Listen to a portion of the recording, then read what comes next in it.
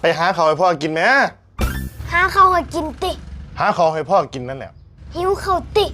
หิวเขาแล้วเนาะกินหลายบ่หลายดอกบ่หลายปานใดเนาะแมนแค่หาข้าวให้กินนะก็แค่หาเขาให้กินนั่นล่ะแค่นี้แน่นะแค่นี้ล่ะเสร็จแล้วไปเล่นเลยเด้เสร็จแล้วก็ไปหาเล่นรถรอแป๊บนึงเดี๋ยวไปหาให้มาแผนใดเนาะบัดนี้เนาะให้หาข้าวให้กินต้องหาแต่ข้าวเด้เนาะกับบ่ต้องตักข้าวโอ้พูดถึงนี่น้ำตาลก็ใส่ง่ายขึ้นเลยเนาะใส่ไปหาเขาให้กินก็ไปไหมโอ้ได้การยุลูกนะเอาข้าวได้เขากินเว้ย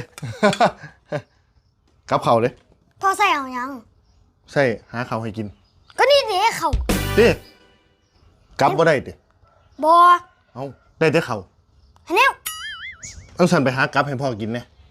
มีโอกาสแค่ครั้งเดียวบ่มีโอกาสครั้งที่2หรอบ่สิไปเล่นแล้วดิแนวอันนี้เขาเอิ่นว่าหาข้าวให้พ่อกินเยี่ยวหากับกินเองเยี่ยว